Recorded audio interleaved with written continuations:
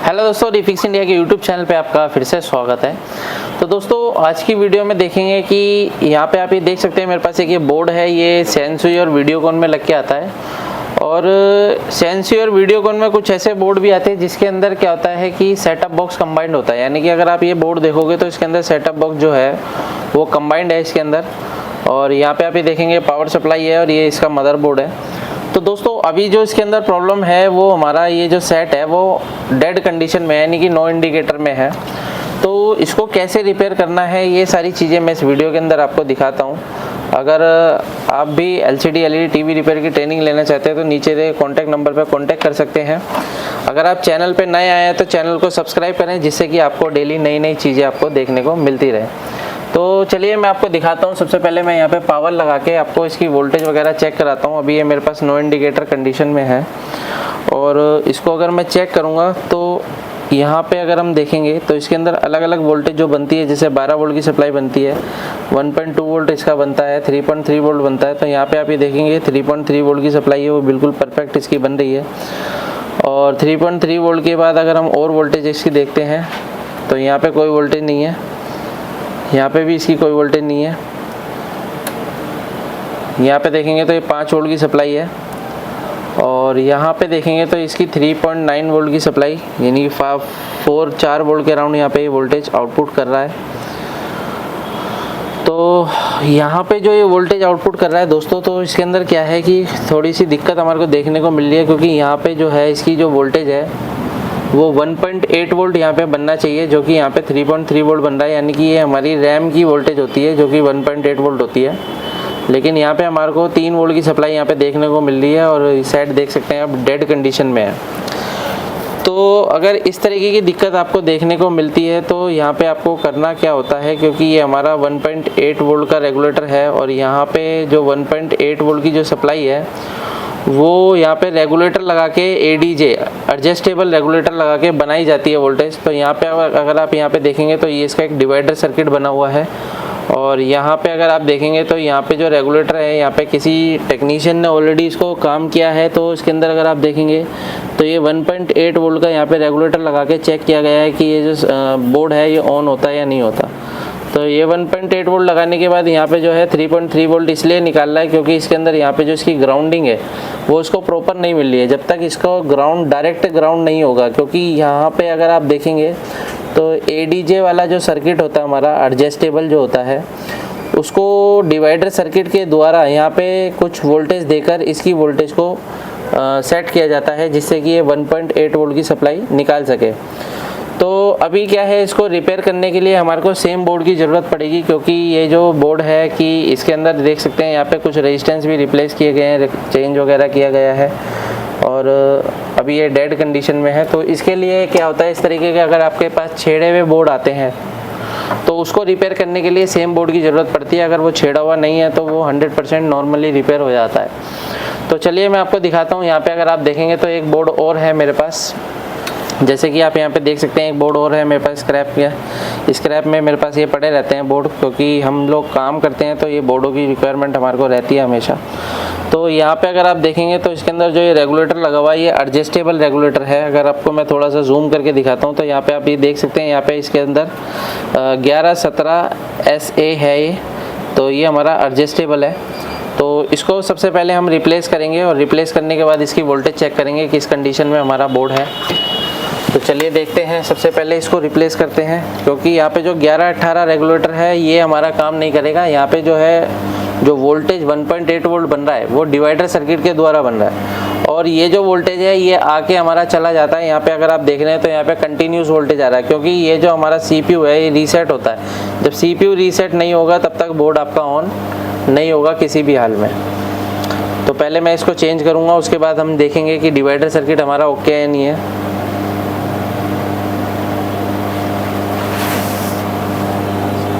तो इसको मैं यहाँ पे रेगुलेटर को रिप्लेस कर लेता हूँ।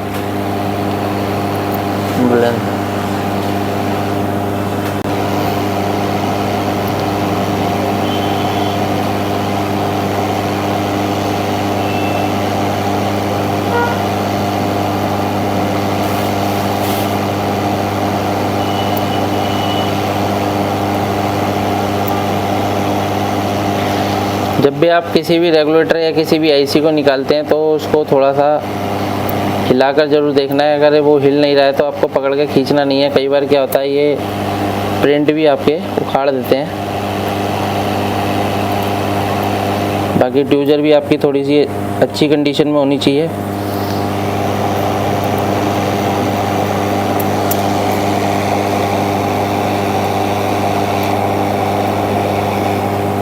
तो मैंने इसको निकाल लिया। अभी मैं इसका जो एडजस्टेबल वाला रेगुलेटर है उसको निकाल के लगाऊंगा, क्योंकि 11-17 में भी कई सारे रेगुलेटर आपको देखने को मिलते हैं। अलग अलग वोल्टेज के भी होते हैं जो फिक्स होते हैं, लेकिन कुछ रेगुलेटर एडजस्टेबल भी होते हैं जिसको आप अलग से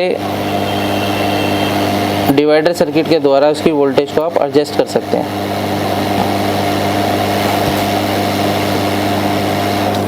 तो इसको निकाल के पहले मैं यहाँ पे शिफ्ट कर लेता हूँ।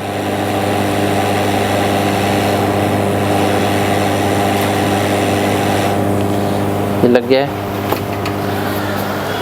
लगने के बाद क्या है, थोड़ा सा हम यहाँ पे वेट करेंगे कि हमारा जो, जब भी आप कंपोनेंट कोई भी चेंज करते हैं तो चेंज कंपोनेंट करने के बाद यहाँ पे हमारा जो आसपास के जो रेजिस्टेंस होते हैं उनकी वैल्यू भी शिफ्ट हो जाती है। तो आपको डायरेक्ट सप्लाई नहीं देनी है, तो थोड़ा सा यहाँ पे आपको टाइम देना है उसको टेम्परेचर को नॉर्मल होने के लिए।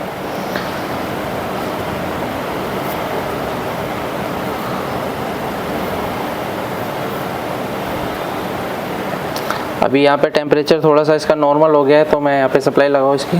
तो मैं आपको सप्लाई लगा के इसकी पहले आपको वोल्टेज दिखा देता हूँ। अभी इसकी क्या वोल्टेज है आउटपुट, तो अभी भी देख सकते हैं यहाँ पे जो इसकी वोल्टेज है वो 2 वोल्ट के अराउंड यहाँ पे वोल्टेज आ रही है और आगे वोल्टेज चली गई है। तो दोस्तों अभी यहाँ पे जो वोल्टेज आई है हमारी आके गई है, तो यहाँ पे आप ये देख सकते हैं हमारा जो इंडिकेटर है, इंडिकेटर भी ऑन हो चुका है। और सेट में अगर हमारा CPU जो है, जो इसका जो प्रोसेसर है वो भी रीसेट हो चुका है। अभी क्या है कि अगर मैं इसको ऑन करूंगा तो ये ऑन भी हो जाएगा, पिक्चर भी आ जाएगी, लेकिन कुछ टाइम बाद इसका जो प्रोसेसर है वो ख़राब होने के चांसेस होते हैं, क्योंकि इसके अंदर रैम कंबाइंड है और रैम को जो वोल्टेज है वो 2 वोल्ट की सप्लाई यहाँ पे इसकी बन रही है। जैसे कि मैं आपको ऑन करके दिखा देता हूँ, इसकी जो सप्लाई है वो 2 वोल्ट की सप्लाई यहाँ पे बन रही है, जिसकी वजह से हमारा ये जो प्रोसेसर है ख़राब होने के चांसेस है। तो हमारे को यहाँ पे क्या है, यहाँ पे आप ये देख सकते हैं 2 वोल्ट इसका आ रहा है। पिक्चर देख सकते हैं आप, पिक्चर इसकी बन चुकी है यहाँ पे, और अभी ये मैपिंग कंडीशन में है इसलिए आपको पिक्चर इस तरीके से दिखाई दे रही है। मेरे पास टेस्टिंग का पैनल है।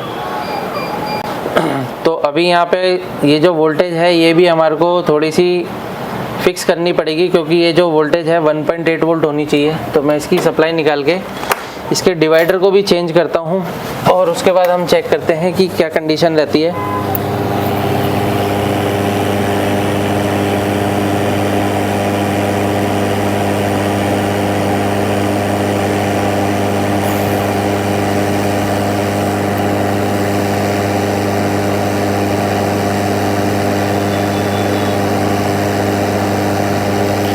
एक रेजिस्टेंस हमने रिमूव कर दिया है और डिवाइडर के मैं यहाँ पे दोनों रेजिस्टेंस रिमूव कर रहा हूँ, क्योंकि मेरे पास ऑलरेडी बोर्ड है तो मैं उसमें से निकाल के लगा दूँगा, तो मुझे चेक करने की ज़रूरत नहीं है, क्योंकि सेम बोर्ड हमारे पास अवेलेबल है। अगर सेम बोर्ड अवेलेबल नहीं होता तो हम इसको चेक करके लगाते कि क्या कंडीशन है, क्यों ये वोल्टेज अप डाउन कर रहा है। क्योंकि दोस्तों डिवाइडर का बहुत रोल होता है इसके अंदर, डिवाइडर सर्किट का वोल्टेज को रेगुलेट करने के लिए।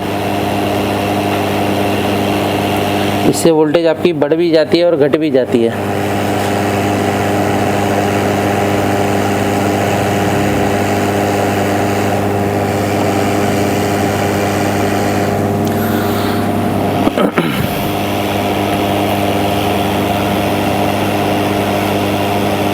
छोटे रेजिस्टेंस को निकालने लगाने के लिए आपके पास जो चिमटी है यानी कि जो ट्विज़र है वो अच्छी सी होनी चाहिए, और इसके ऊपर हम पेस्ट लगा के काम करेंगे, ताकि कई बार क्या होता है हमारा बोर्ड भी जल जाता है इस तरीके से काम करते करते।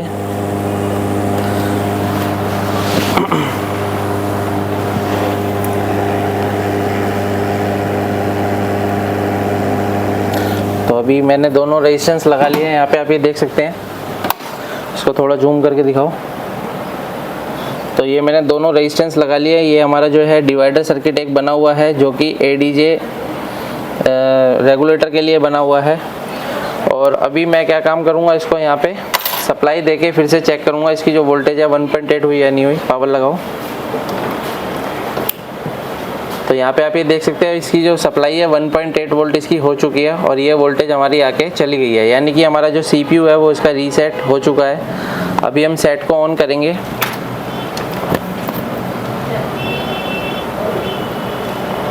तो आप ये देख सकते हैं सेट हमारा ऑन हो चुका है और यहाँ पे अगर आप वोल्टेज देखेंगे तो ये 1.8 वोल्ट हमारा फिक्स बन चुका है।